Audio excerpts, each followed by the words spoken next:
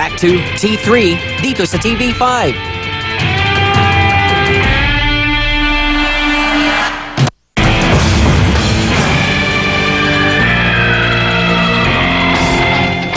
Isang pulis na kinilalang si P1 Romel Bilog ang nireklamo na attempted rape ng isang babae at dahil lumaban daw ang batang bibiktimahin, pinukpok ng baril at pinaputukan pa daw sa paa ang dalagita.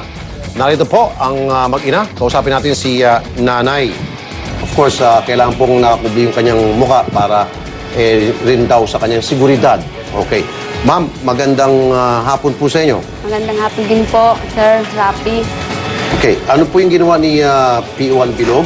Binugbog po niya yung anak ko, tapos po, nung nakita ko po, nire-rape po yung anak ko. Hinahalikan po, hinahawakan po sa parte ng masiselang bahagi ng katawan. Teka.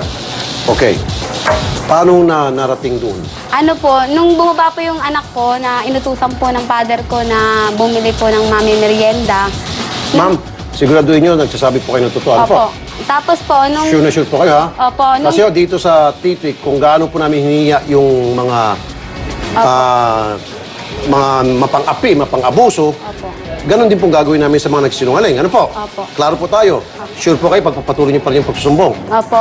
Kasi gusto ko lang po pakita sa mga viewers ng T3 na patas po dito. Opo. Kung kaya namin pagalitan yung mga barumbado na inireklamo at abusado, kaya din namin pagalitan yung mga sinungaling na complainant. Ano po? Opo. Tutuloy niyo pa rin? Opo. Okay, sige. Tapos po, Yan po, nung- bumibili ng ulam.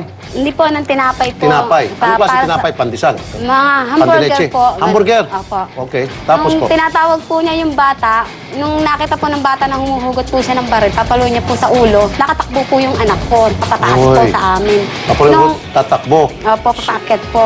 Okay. Nung pong sumigaw... Tapos sinabol niya yung bata paakyat Opo. sa bahay niyo. Tapos si-rapin sa loob ng bahay. Hindi po, sa mismo labas lang po, naman, kasi malayo pa po yun Opo. eh. Pag-akit po yung gano'n, sumigaw po yung anak ko lang, tulong! Tapos pagkita ko po, kasi nag-ii po ako sa may bandang baba. Anong oras po yun? Mga 9 to 10 po siya. Ng gabi? Opo. Okay. Tapos, Nung lumabas po ako, nung nakita ko po, hinahawakan niya na yung anak ko, tapos po... yung anak niyo, ilang taon po yung anak niyo, ma'am? 14 anyos po, Okay. to 15 na po siya sa Opo. July, Yes, ma'am. Eh, nung pong nakita ko siya, pinagahalikan niya po yung anak ko, tapos hinahawakan po niya yung dede ng anak ko, tapos yung baba ng anak ko.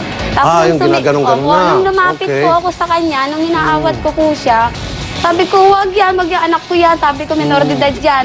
Ang sabi niya, bigla niya pong susuntukin yung anak kong ganon. Eh, gumanon po yung anak ko, nasa tinamaan po rito. Ayun. Tapos Tinamaan po, dito. Opo, inaawat-awat ko po siya. Tapos sabi Opo. niya, wag kang, papatayin ko kayo. Tinutukan niya kami ng baril. Uy. Tapos po, nang pagtutok po sa amin ng baril, bumaril po siya sa lupa ng pagitan namin dalawang mag-ina. Opo. Ma'am, may tatanong na ako sa inyo. Yung pong pulis na sinasabi niyong ng rape, Opo. nag-attempt ng mag-rape sa inyong anak, nung ginawa niya yun, mag-isa lang siya o may mga kasama siya? Ano po, nung ginawa niya yun po, mag-isa lang po yung anak ko. Hindi, siya yung pulis. Siya po, dalawa po sila, nasa likod po yung isang pulis. Okay, so dalawa po sila. Hindi po siya gano'ng makapasok yung isang pulis kasi po nakaharang po yung pinto namin. Kaya nga, ibig sabihin, nung mag-attempt ng mag-rape siya dun sa anak niya, Opo. dalawa po sila. Oo. Okay. Isa lang po siya nakapasok. Pero isa lang po. siya ang Opo. nakapasok. Wala ho ba kayong gusto idagdag? Yun nga po, tapos po pinalo po niya yung... Hindi ma'am, bukod dyan, wala ba kayong gustong idagdag? Kung bakit po nandun yung pulis sa bahay nyo? Yun nga po, yung sa kabila nga pong bahay na... Ano po? Yung sa kabila nga pong bahay na Opo. inano po niya, Inano po? na... Ewan ko po, hindi ko po kasi po alam. Hindi mo alam. Opo. Hindi niya alam. Hindi, meron kayong gusto idagdag. Sige na. Di ba, kanina binibigyan ko kayo ng pagkakataon para hindi Opo. tayo magkahiyaan dito. Opo, na nung kailangan meron maging po silang truthful kayo. hinuhuli po sa kabilang bahay na... Ayun, Opo. may Pero wala hinuhuli. naman po silang warrant na... Okay. Parang, tapos nakainom Ako na lang po, sila. iano ko na lang. Kasi gumagawa kami ng counter research dito. Nagkaroon po ng buy-bust operation. Hinahabol po yung boyfriend ninyo. Tama po.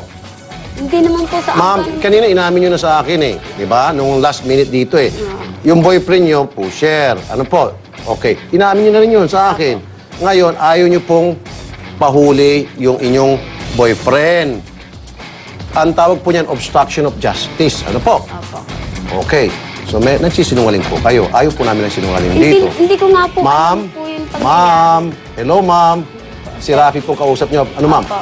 Hindi po yung mga kung sino-sino dyan PO1 na Opo. madaling yung bulahin. Ano po? Opo. Anyway, gayon pa man, dahil nasaktan talaga yung inyong Opo. anak, at alam po namin, may katapat din na parusa yung mga pulis. Okay?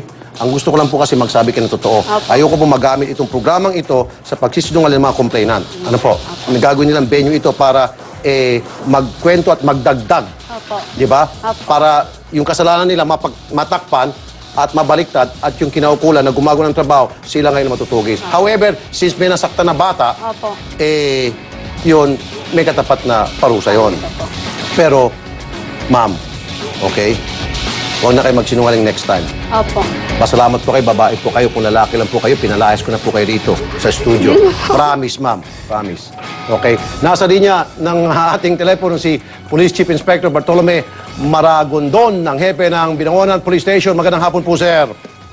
Ay, magandang hapon po, Kuya Rafi. Po, dito po sa ginawa niyong bypass operation, meron po bang coordination kayong ginawa, sir? Opo, mayroon po tayong coordination po ng paid suit natin. Okay. At meron din po tayong coordination ng PIDEA po natin ng Pro 4A. Ayun, very good. Opo.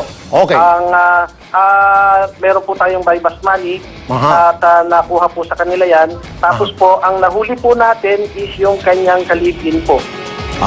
Congratulations! Nakakulong po ngayon. Opo. Na-inquest na po natin ngayon yung kanyang kalibin po. Na po, ang dami pong tama nung ating pulis. Thank you. Kasama ho, ang dami pong tama sa likod ng hataw.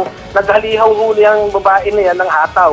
So kung sino-sino Colonel, ang kinawaan yan. sir, Opo. pumapalakpak ako ngayon kung nanonood kayo ng TV. Sumasaludo po ako sa inyo. Opo. Boy, that's a good job. Ganun po dapat tinutuloyan natin. Okay? However, sir, may allegation na yung bata pro po ay nasaktan. Paano po nangyari yon? Meron daw yan siya pong po, anak na hindi- nasaktan. Lalaki, lasing po yung pulis. Apo. Mhm. Bakit po nasaktan yung bata? May bata